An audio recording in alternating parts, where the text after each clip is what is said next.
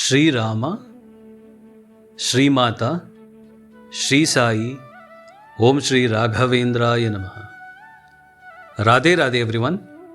Welcome to our YouTube channel Universe the Divine. Sai Satcharitra Chapter 1. Salutations. The story of grinding wheat and its philosophical significance.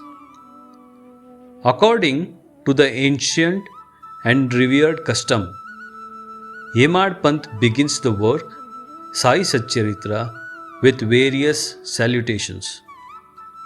First, he makes obeisance to God Ganesha to remove all obstacles and make the work a success, and says that Sri Sai is the God Ganesha. Then, to the goddess Saraswati to inspire him to write out the work, and says that Sri Sai is one with this goddess and that he is himself singing his own life. Then to the gods Brahma, Vishnu and Shankara, the creating, preserving and destroying deities respectively, and says that Sainath is one with them, and he as the great teacher will carry us across the river of worldly existence. Then to his deity Narayan Adinath, who manifested himself in Konkan, the land reclaimed by Parashurama from the sea, and to the Adi Purusha of the family. Then to the Bharadwaja Muni, into whose Gotra he was born, and also to various rishis Yajnavalkya, Bhrigu, Parashara, Narad, Vedavyasa, Sanak, Sanandan, Sanat Kumar, Shuka, Shaunaka, Vishwamitra, Vasishta, Valmiki, Vamadeva, Jaimini, Vaishampayana, Navayogindra, etc., and also modern saints such as Nivritti, Gnanadev, Sopan, Muktabai, Janardhan, Ekanath, Namadev, Tukaram, Kanha and Narahari, etc. Then to his grandfather Sadashiv, Father Raghunath, his mother who left him in his infancy, to his paternal aunt who brought him up, and to his loving elder brother. Then to the readers, and praise them to give their whole and undivided attention to his work.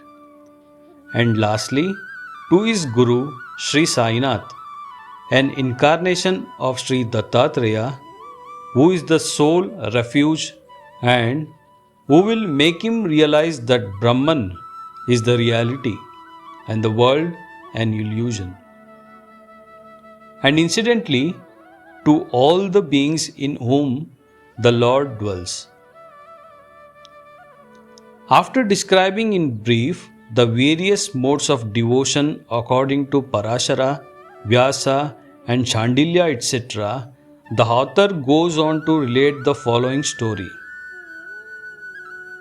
It was sometime after 1910 AD that I went one fine morning to the masjid in Shirdi for getting a darshan of Sai Baba. I was wonderstruck to see the following phenomenon. After washing his mouth and face, Sai Baba began to make preparation for grinding wheat. He spread a sack on the floor and thereon set a handmill. He took some quantity of wheat in a winnowing fan, and then, drawing up the sleeves of his kafni and taking hold of the peg of the handmill, started grinding the wheat by putting a few handfuls of wheat in the upper opening of the mill and rotated it. I thought, what business Baba had with the grinding of wheat when he possessed nothing and stored nothing, and as he lived alms? Some people who had come there thought likewise, but none had the courage to ask Baba what he was doing. Immediately, this news of Baba grinding wheat spread into the village, and at once men and women ran to masjid and flocked there to see Baba's act. Four bold women from the crowd forced their way up and pushing Baba aside, took forcibly the peg or handle into their hands and singing Baba's Leelas started grinding.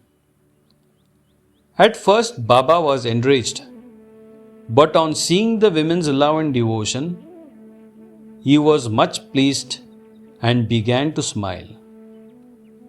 While he was grinding, they began to think that Baba had no house, no property, no children, none to look after, and he lived on alms. He did not inquire any wheat flour for making bread or roti. What will he do with this big quantity of flour? Perhaps, as Baba is very kind, he will distribute the flour amongst us.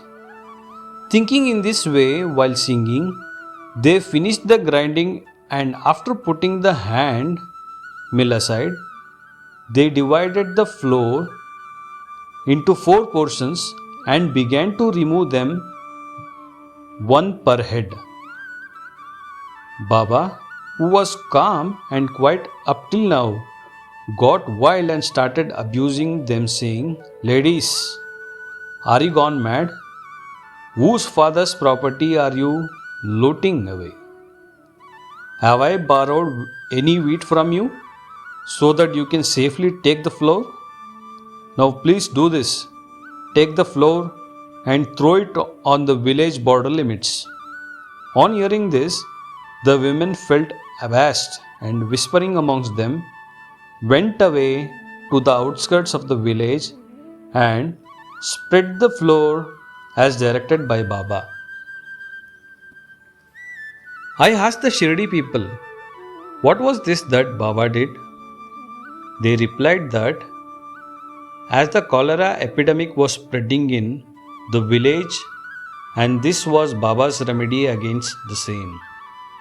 It was not wheat that was ground, but the cholera itself was ground to pieces and pushed out of the village. From this time onward, the cholera epidemic subsided and the people of the village were happy. I was much pleased to know all this, but at the same time, my curiosity was also aroused. I began to ask myself, what earthly connection was there between wheat flour and cholera? What was the causal relation between the two? And how to reconcile them? The incident seems to be inexplicable. I should write something on this and sing to my heart's content Baba's sweet Leelas. Thinking in this way about his Leela, my heart was filled with joy, and I was thus inspired to write Baba's life, the Satcharitra. And as we know, the Baba's grace and blessings, this work was successfully accomplished. Philosophical significance of grinding. Apart from the meaning that the people of Shirdi put on this incident of grinding wheat, there is, we think, a philosophical significance too. Sai Baba lived in Shirdi for about 60 years, and during this long period, he did the business of grinding almost every day. Not, however, the wheat alone, but the sins, the mental and physical afflictions, and the miseries of his innumerable devotees. The two stones of his mill consisted of karma and bhakti, the former being the lower and the latter the upper one. The handle with which Baba worked the mill consisted of gnana. It was the firm conviction of Baba that knowledge of self realization is not possible unless there is the prior act of grinding of all our impulses, desires, sins, and of the three gunas sattva, raja, and tamas, and the ahankara, which is so subtle and therefore so difficult to be got rid of. This reminds us of a similar story of Kabir, who, seeing a woman grinding corn, said to his guru, Nipati Ranjana, I am weeping because I feel the agony of being crushed in this wheel of worldly existence, like the corn in the handmill. Nipati Ranjana replied, Do not be afraid.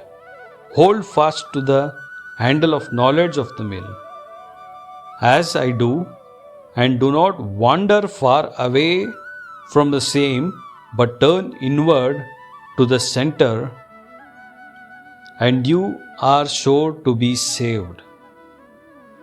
Let's bow to Sri Sai. Peace to be all. Om Sri Sai Nathaya Namaha.